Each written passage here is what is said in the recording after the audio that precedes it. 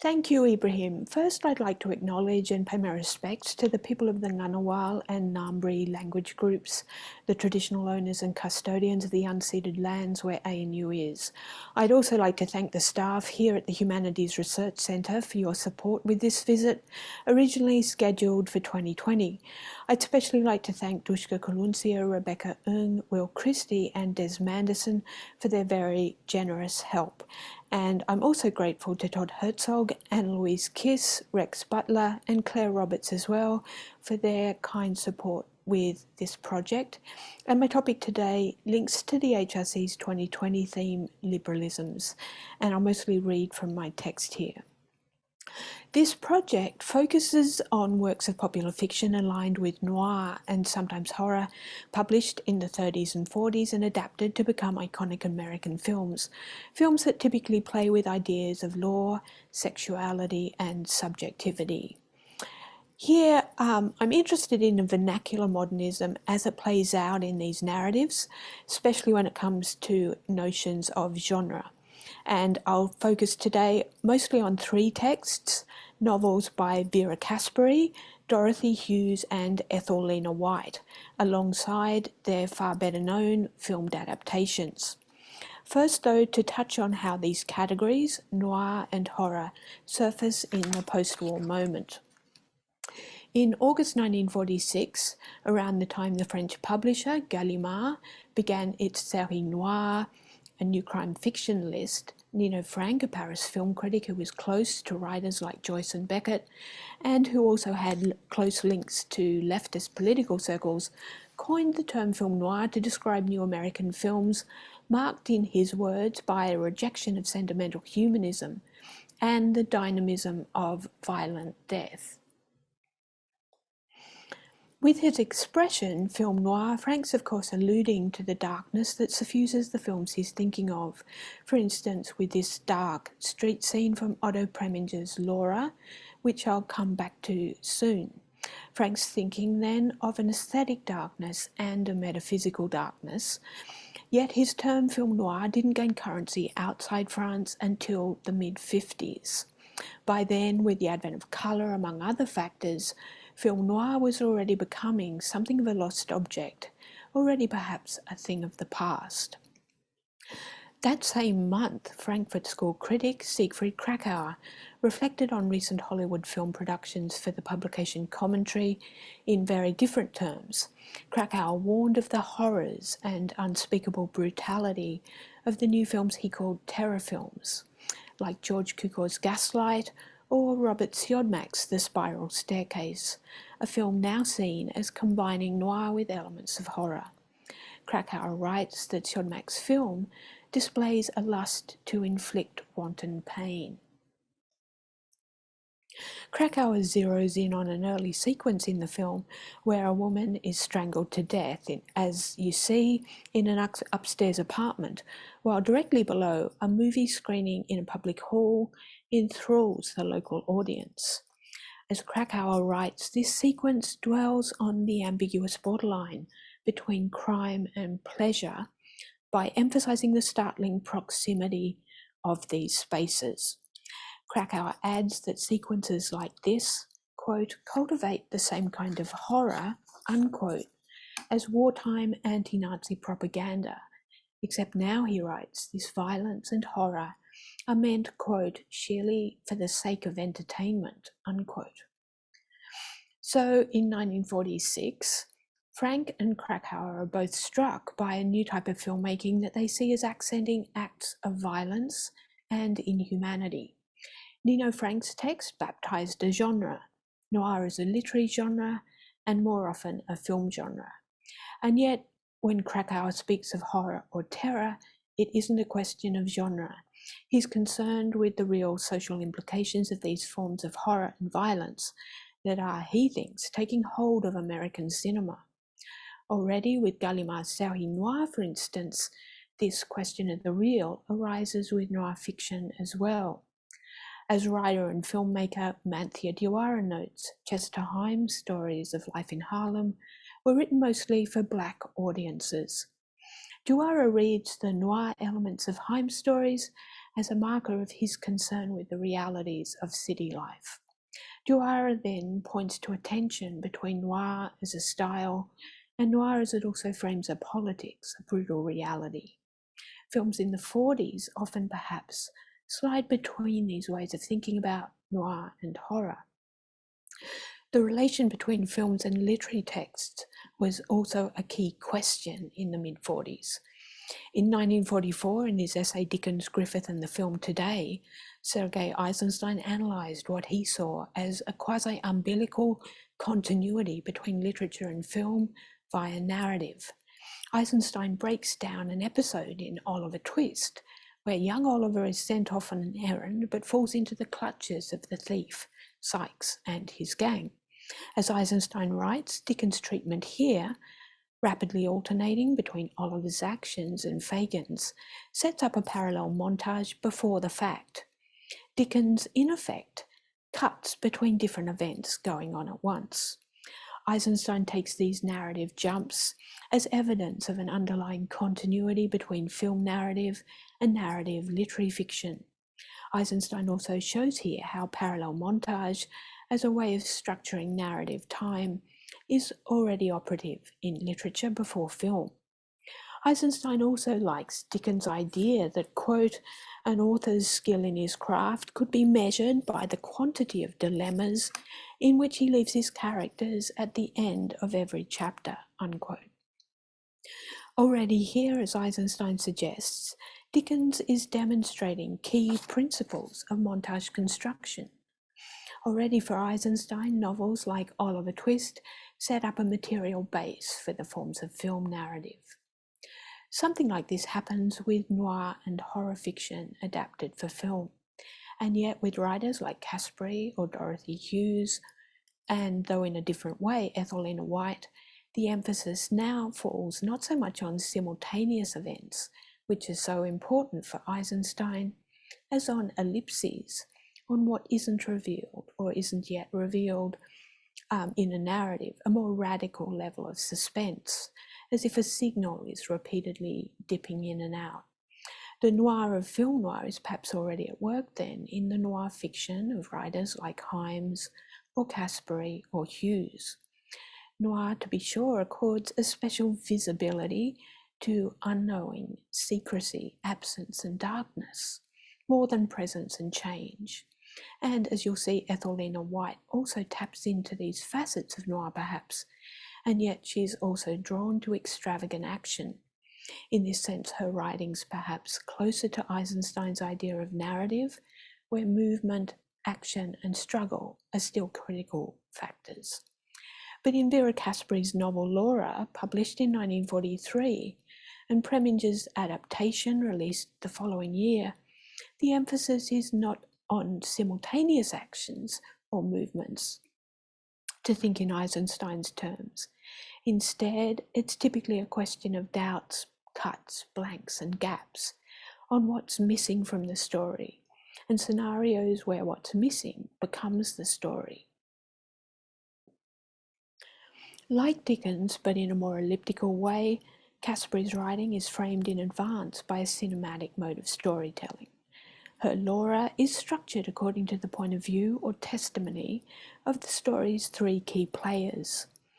This short novel is broken into 5 parts, each narrated by one of these three: Waldo Lydecker, Laura's mentor, Mark McPherson, the detective, and Laura herself, who famously reappears halfway through the story despite having been found dead. Not surprisingly, each of these testimonies turns out to be partial and incomplete, if not actively misleading. The effect's rather like faceting in cubism, as if stringing together fragments of perception. Yet here, of course, it's not only to do with the ebb and flow of consciousness, it's also a question of blind spots, lapses, and lies. But when Preminger gave Caspary a draft of his script, she was disappointed. She wrote that Laura had become, quote, a flat, conventional movie heroine instead of the independent working woman she'd been writing about. And here you see stills of Laura very stylishly at work in the film. In Caspary's novel, Laura's economic independence and demeanour of sovereign self-sufficiency are threatening and consequential factors in the world she inhabits. This threatening dimension of Laura's independence to others in her circle is central to Caspari's novel, unlike the film. Caspary also accents Laura's scepticism about advertising, the business she's engaged in. In the novel, both Laura and Macpherson criticise a pervasive preoccupation with business, promotion and profit. And Caspary herself struggled during the period of the McCarthy witch hunts for her politics. So it's interesting to look again at her text and its differences with Preminger's screenplay. So here's Laura in the novel, reflecting on her job and life as an advertising executive.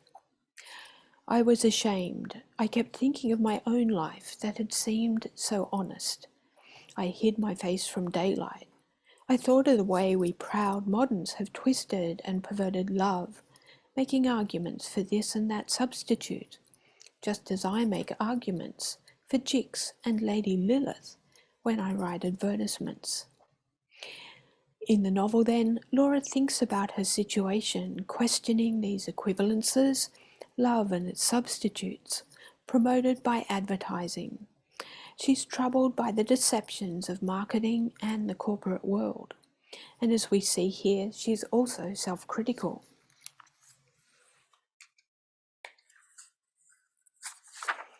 And yet the cinematic Laura is closely identified with liberalism and individualism.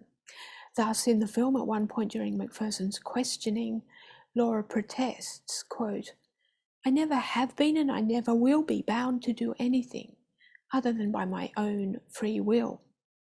This dialogue is not in the novel. Caspary also accents the dissenting perspective of Macpherson the detective, for example, when he dreads the return of his boss from vacation. Macpherson broods about the commissioner who, he reports, regards him as a filthy red and rebukes him for falling asleep on his watch. Inconsistent, conflicting figures of law populate this novel's landscape. Caspary is interested then in the working woman, the junior detective, and the discontent that seems to come with liberalism. In her novel, Laura also wrestles with her own pragmatism, and her critical distance from the corporate world. She's acutely aware of the unequal character of her relationship with her fiancé, Shelby Carpenter, who it seems hasn't lost his Southerner's naivety. In the novel, Laura comments, 10 years in and out of precarious jobs hadn't taught Shelby that gestures and phrases were of less importance in our world than aggressiveness and self-interest, and that the gentlemanly arts were not nearly so useful as proficiency in double-dealing, bootlicking, and pushing yourself ahead of the other fellow. Traces of Caspary's dry vision of this world persist in Preminger's adaptation. As film theorist Joan Kopchak writes, Preminger's film unfolds in a way as a cataloguing of, quote, base human emotions, unquote. Preminger too, after Caspary, is alert to the social effects of new forms of liberalism. Kopchak takes Preminger's film as an exemplary case of how film noir, quote, adumbrates envy as the bitter and fathomless source of social rivalries, unquote. In the novel, envy is already a factor. For instance, there's the moment when Lydecker taunts Macpherson, who counterattacks. As Lydecker reports in Caspary's text, Macpherson turned on me an eye of dark malevolence. "Tell me, Mr. Lydecker," he says, "did you walk beneath Laura's apartment every night before she was killed? Or is it a habit you've developed since she died?" And as you see here, Preminger closely follows Caspary's text in this flashback sequence in his film version, drawing from the first section of Caspary's novel, narrated by Lydecker. So both the novel and the film suggest here that Macpherson, the detective, suspects Lydekker of stalking his protégée Laura. Macpherson here goads Lydekker, implying his habit has little to do with romance. In psychoanalytical terms, as Jacques Lacan writes, envy sees and wants another's joy. Lacan also notes that the word in Whittier, Latin for envy, derives from videre, to see. He aligns envy with looking, the gaze, and the lure of the picture or the screen. True envy, it seems, makes its subjects pale before the image of a certain completeness. And Preminger also makes this connection. Here, the window, a picture within the picture, seems to be a sign of Lydekker's envy. As Lacan writes, envy is bound up with the, quote, taming, civilizing, and fascinating power of the function of the picture, unquote. Envy, Lacan writes, belongs to the register of the eye is in EYE, as made desperate by the gaze, unquote. And as legal theorist Jean Schroeder suggests, envy, or the evil eye, has to do with wanting to destroy another's good. Envy, she writes, wants to make something alive into something dead, unquote. Preminger waters down parts of Caspari's story but sticks to this picture of a world defined by liberalist envy, to use Kopchak's phrase. In the film, like the novel, envy ties together economic and personal interests, and also sometimes unties them. In both the book and the film, envy is the driving force behind the killing at the centre of the story. Preminger's film then conjures up a sour justice, again to recall Kopchak's phrase, linked here to cruel new liberalisms driving mid-century American life. And yet Caspary distinguishes between what she calls my Laura and Otto's.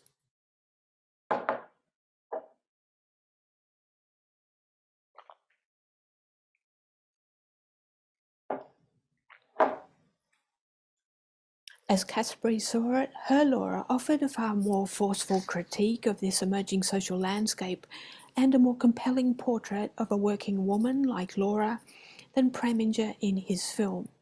His Laura may be a symptom then of the transactional social universe that it also describes and perhaps calls into question.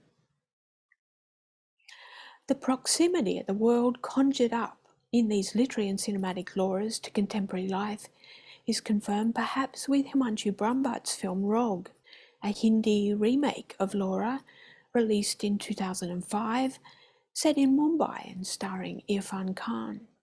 In Rog, Laura is now an affluent Dutch model instead of an executive.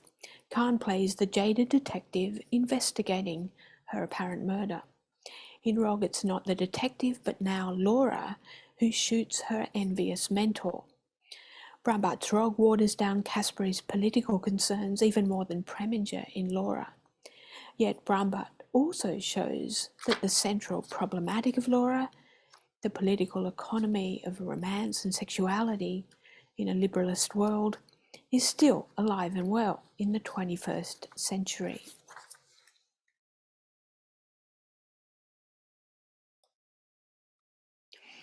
This theme of envy, and with it the sense of a pervasive withering away of human emotions, returns in a novel situated closer to the end of the noir cycle, Dorothy Hughes' In a Lonely Place, published in 1947. Nicholas Ray's iconic film of the same name, released in 1950, is an adaptation of the novel. Hughes, exceptionally for this moment, before Patricia Highsmith, adopts the laconic, quasi-masculine voice of hard-boiled crime writing. So here the narration comes from the perspective of Dick Steele, a down-and-out grifter. Dick seems to be traumatised by his war service. He stalks and kills several women in the course of the novel. He also wants to win over his neighbour, an actress called Laurel. In Hughes's novel, Dix's violent acts are like blind spots or stains. They're readable only after the fact, and perhaps not even then. Hughes dryly catalogues Dix's malaise and denial, along with his prosaic efforts to destroy the evidence of his actions. 3 years later, Ray, in his film version, radically alters the persona of Dix, the protagonist. As part of a conscious move to limit the darkness of the story, Dix, played by Humphrey Bogart, is made over now as a flawed and tormented screenwriter struggling with his writing. The film's Dix is prone to flights of rage, but now innocent of the crime he's accused of, the murder of a young woman.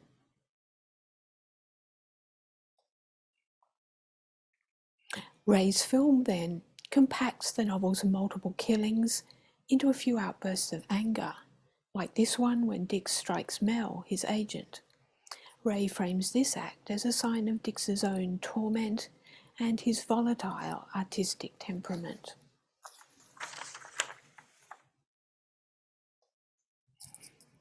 To take another example from Ray's film script, the chivalrous Dix of the film, speaking to Laurel, says, "When you first walked into the police station, I said to myself, there she is, the one that's different.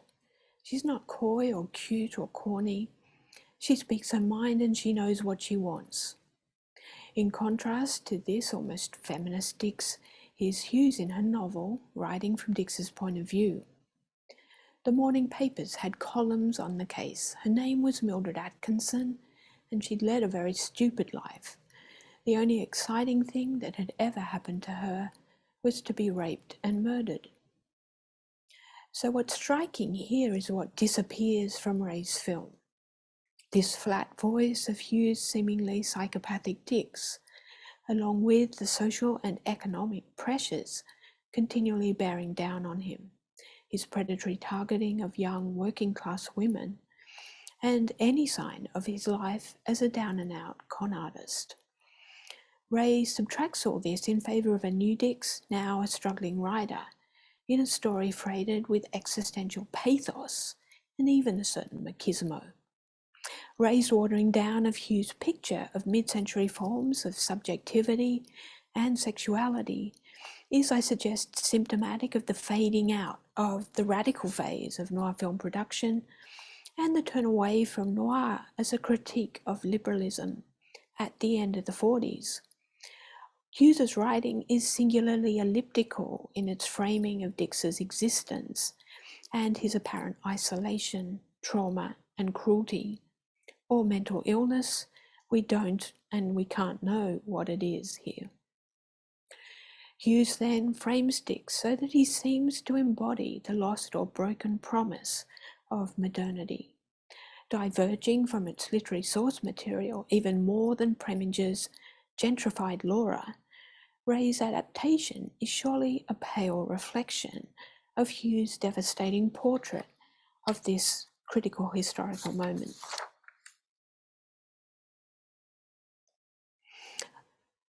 Robert Siodmak's The Spiral Staircase is usually classed not as noir, but as a noirish gothic or psychological thriller, or again as noir/horror. The film was adapted from a 1933 novel, Some Must Watch, by a Welsh thriller writer, Ethelina White. Transplanted to Vermont from Wales and retitled, this is the story of a small community terrorised by a killer who once again stalks women. White's novel, in a way, combines something of Caspari's focus on the life of the working woman and Hughes' attention to economic disparities, psychosexual maladies, and the fate of modernity. And as I've noted for Krakauer, this film stood out for its terror and horror, and especially its fusion of crime and pleasure, as he wrote. And this opening God's Eye shot surely intimates this extra dimension of horror. You can just see Helen, a housemaid and the story's heroine, descending the back stairs at the lower right here. Again, Lacan sheds light on the horror associated with this gaze or God's eye view when he writes, quote, I can feel myself under the gaze of someone or something whose eyes I do not see or discern. All that's necessary is for something to signify to me that there may be others there. This window, if it gets a bit dark, and if I have reason for thinking there's someone behind it, is straightway a gaze, unquote. And here, Siodmak's God's eye view exemplifies this cryptic character of the gaze as Lacan conceives of it. This shot also might recall a key moment in Alfred Hitchcock's Psycho, made 4 years after this film. Borrowing from Siodmak, perhaps here Hitchcock also couples a God's eye view and a staircase. The thing about the gaze in cinema then is that it's not anchored to any identifiable subject position, as if a godlike point of view and our own viewpoint have been aligned. Seeming to intimate the eye of the Lord, the wrath of God, or some other unknown agency, the gaze here is a recurring motif. Already here, Helen, the maid on the stairs, seems to be a target. And this unanchored gaze keeps returning inside and outside the house where most of the action takes place.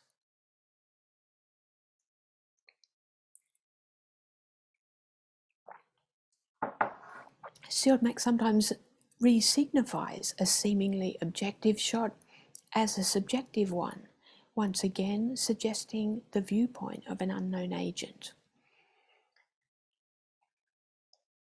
And again, the film's opening sequence with its evil,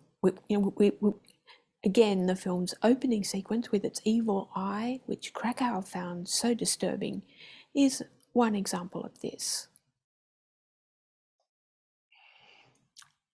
And later, when Helen returns alone from a trip into town, back to the house, cutting through the grounds and hearing rustling sounds, these sounds in the same way become a kind of gaze. For the fright of the gaze to take effect, as Lacan writes, quote, all that's necessary is for something to signify to me that there may be others there, unquote. And later, now inside the house, on the grand main staircase,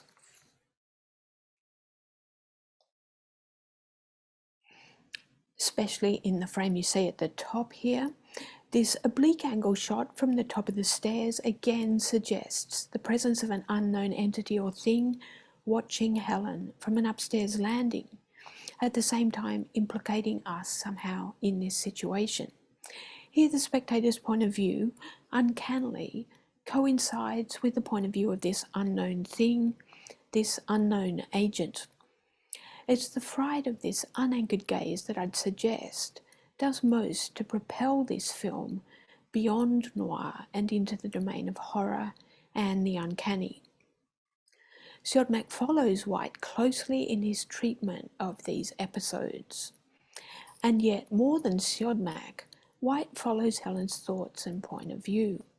White in her novel lingers on Helen's misgivings about her job and her efforts to adjust to her life working in this house. White then sticks with Helen as she complains, investigates, regrets and reflects. So in White's novel, Helen thinks to herself, no maid would stay at such a forsaken pocket. So in White's novel, Helen thinks to herself, no maid would stay at such a forsaken pocket, a pocket with a hole in it, through which dribbled a chronic shrinkage of domestic labour, unquote. Crucially, in White's text, Helen has a voice, unlike Siodmak's mute heroine. In White's novel, the killer, rather like Hughes's Dick Steele, targets Helen because she's just a maid, because in his eyes she's nothing special. But in Siodmak's film, the killer targets women, specifically with disabilities.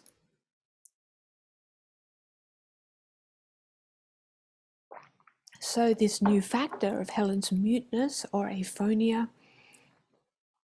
added to the story accents the pathos. With this extra factor, which as we learn supposedly harks back to a childhood trauma, the film's plot now bears an uncanny resemblance to Freud's famous case history of Dora, although here Helen will be cured with the help of her doctor, who's also the romantic interest. In White's novel, Helen's marriageability is not thematized in this way. In line with this new motif of muteness, Siodmak now has to drop the sustained attention that White devotes to Helen's thoughts and point of view. The film then plays up the pathos of Helen's voicelessness. The more engaging, combative Helen of White's novel is now out of the picture.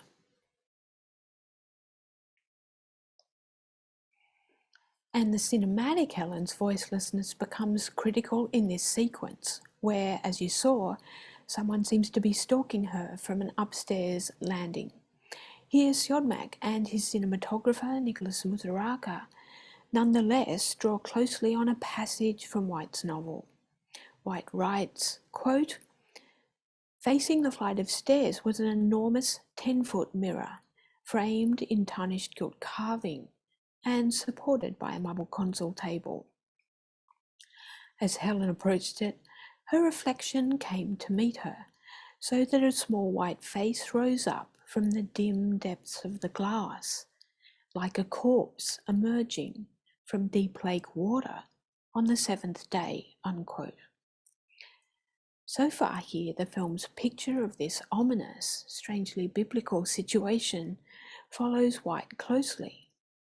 But when Helen looks in the mirror, Siodmak jumps away from White's story into a surreal dream sequence.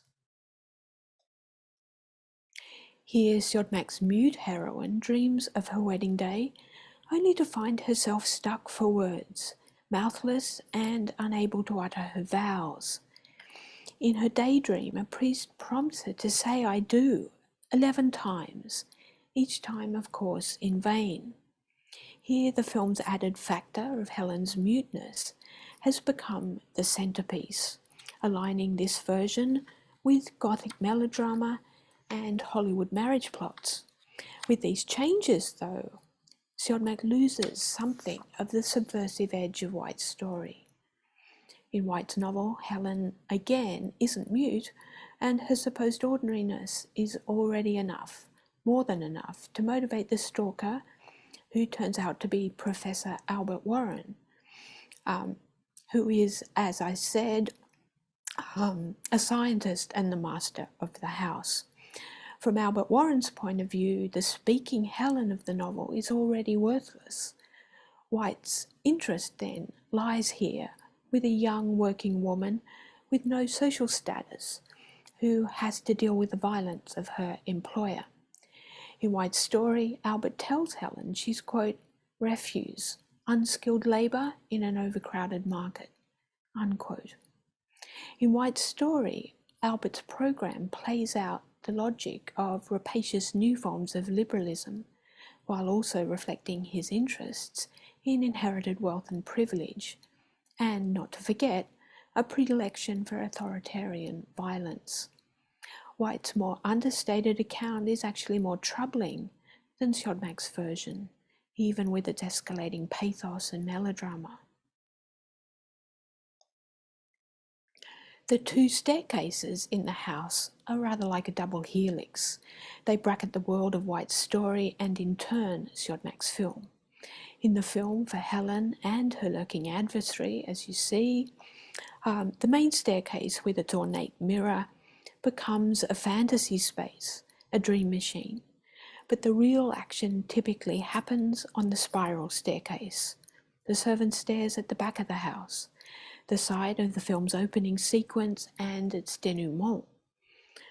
In the case of the back stairs, Musaraka's photography plays, I suggest, on the likeness between the structure of the eye, the retinal cavity, the void of the gaze, and this non-place, this spiral architectural form, which is the epicenter of the servants' physical work for the Warrens. So if the grand main stairs invite fantasy in the novel and again the film, The deep dark void of these backstairs points to the real behind or in the midst of that fantasy and the endgame to this history of violence. Far more than the gimmick of Helen's muteness, this figure of the backstairs, already an element in White's story, is perhaps where her political vision comes through in the film's presentation of the world of the Warrens. The backstairs here bear witness to the servant's part as the part of no part in this world. And in the story's Eisensteinian denouement, the backstairs unleash a domino effect. Siodmak's ending works in counterpoint here to the opening sequence with its uncanny God's eye view of the backstairs. Here, Siodmak follows White closely. We look upward and downward. Albert, who's ostensibly a scientist, boasts of his eugenicist agenda for past killings. He chases Helen up the stairs. But suddenly his mother, the invalid Mrs. Warren, appears. Like a Dea ex machina, she shoots and kills Albert, her son, and then dies herself. She's a sublime figure. Thus, Mrs. Warren and Helen, between them, put an end to Albert and his death-dealing violence.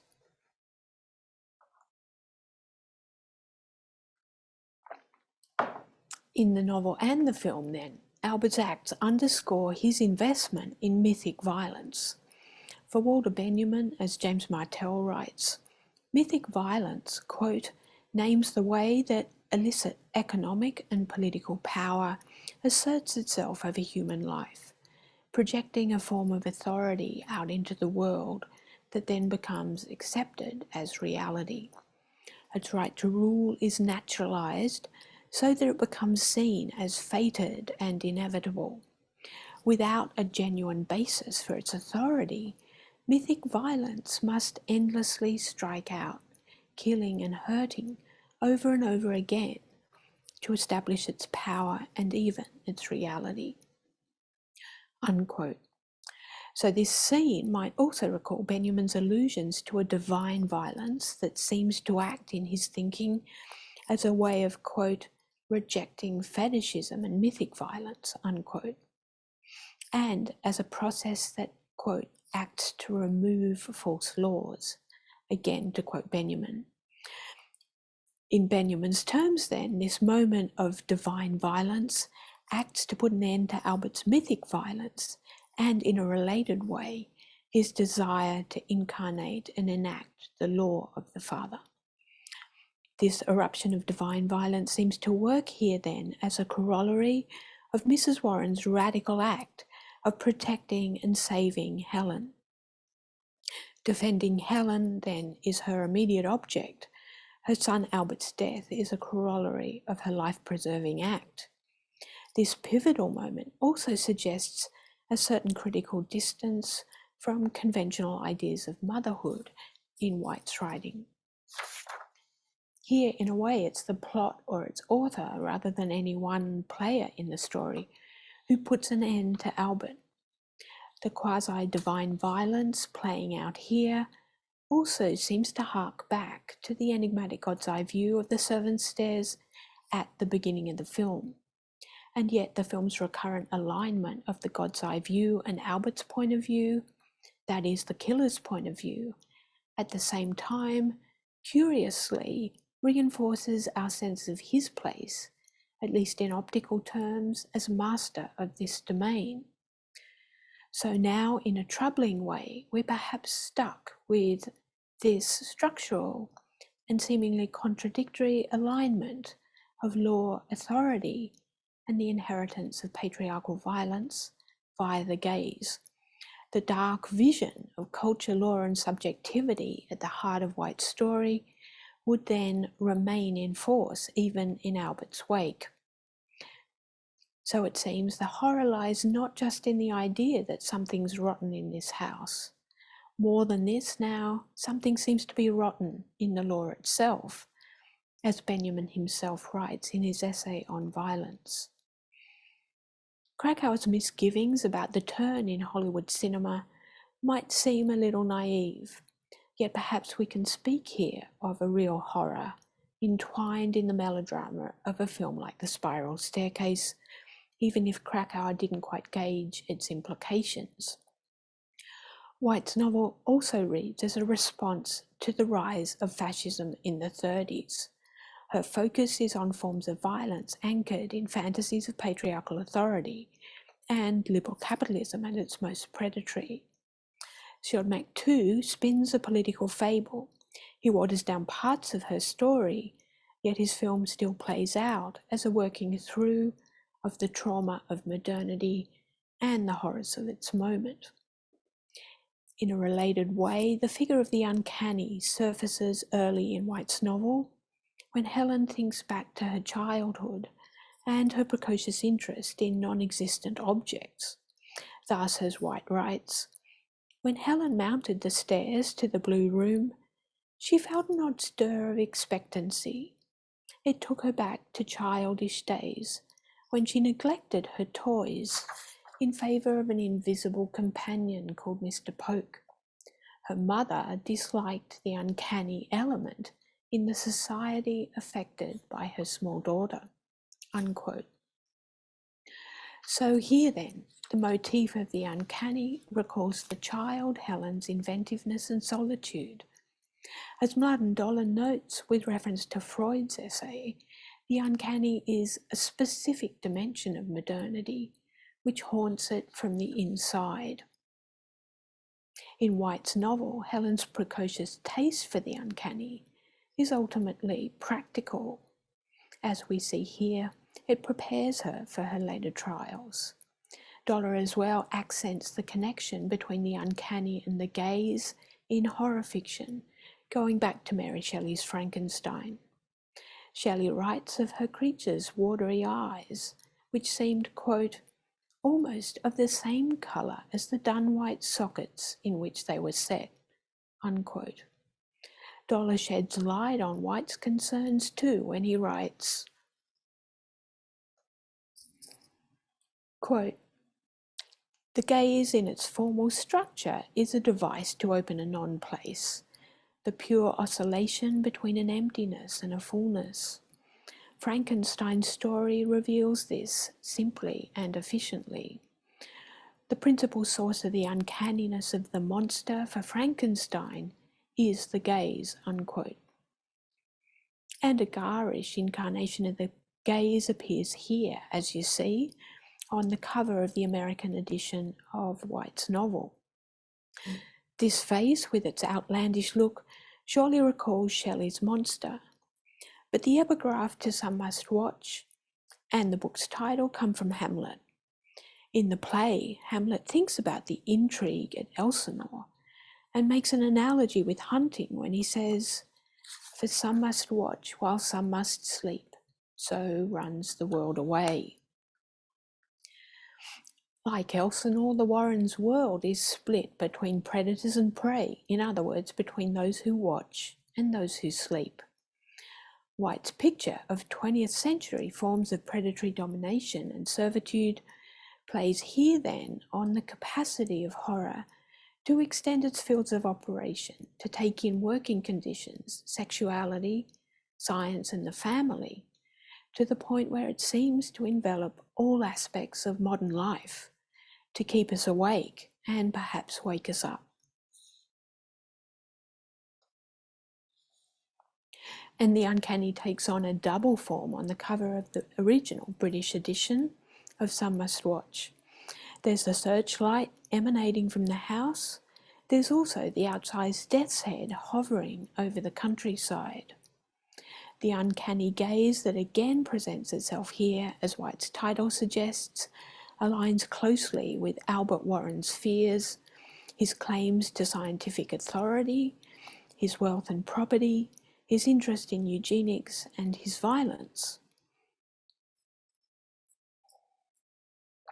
And yet, as Dollar writes, quote, this monster or this gaze can stand for everything our culture has to repress. The proletariat, sexuality, other cultures, alternative ways of living, heterogeneity, unquote.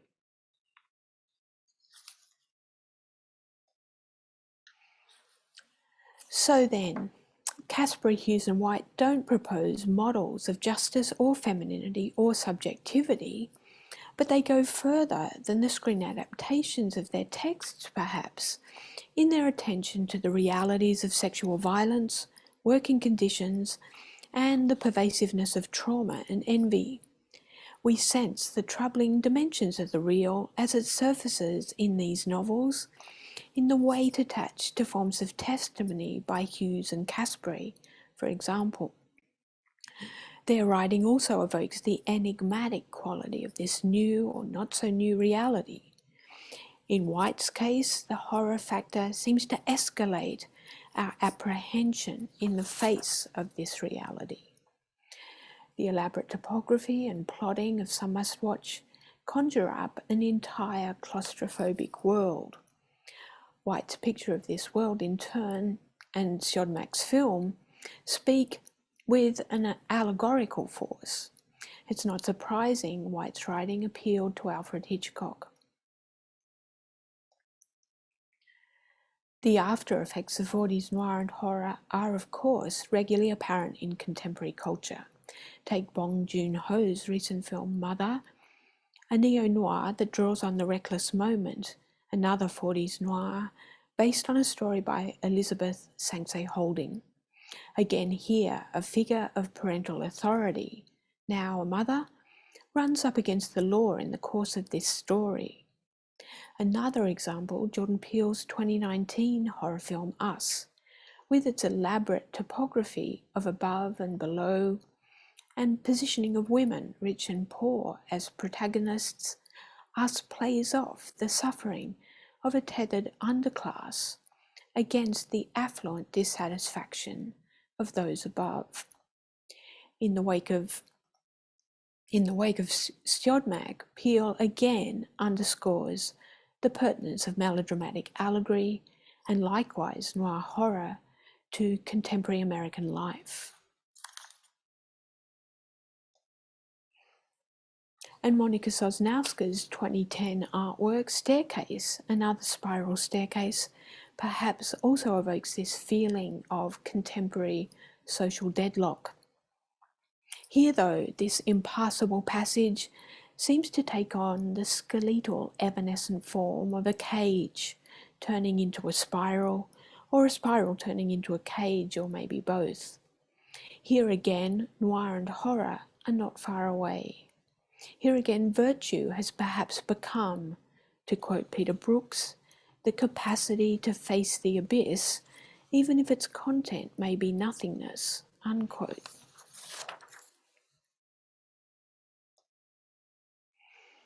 Three quick points then in conclusion.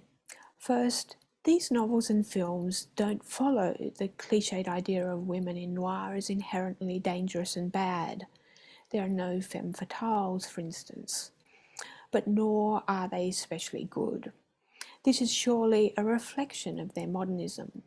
What matters here are singularities and perhaps an implied ethics.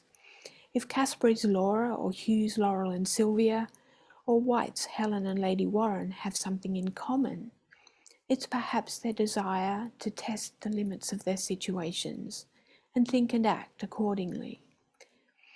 Here then, justice demands an effort of thought, an emancipatory conception of life and art, cutting against prescriptive notions of sexuality and against liberalisms based on ready-made notions of the social good. And my second concluding point comes back to genre.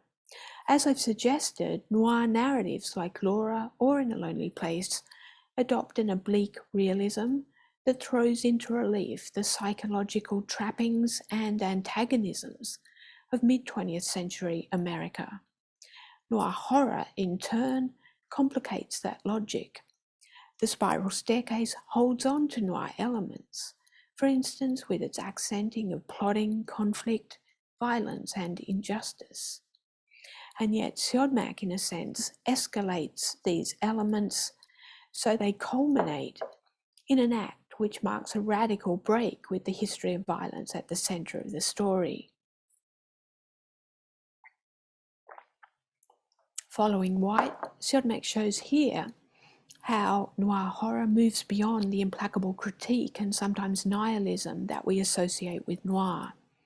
If the fervour of noir horror loses something of noir's critical edge, undiluted noir perhaps luxuriates in its very negativity.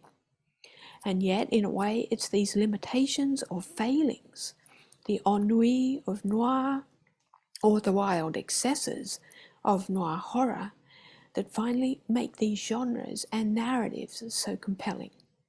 In a way, it's through what they lack or where they go too far that these stories and films and genres, noir and noir horror, perhaps come closest to the desires and discontents of our present. And to my last point, what's also very striking is the indebtedness of path-breaking films like these to the work of often overlooked writers like White, Hughes and Caspary. Recalling Eisenstein, their novels show that literature is already cinematic, especially when it comes to genres like noir and horror.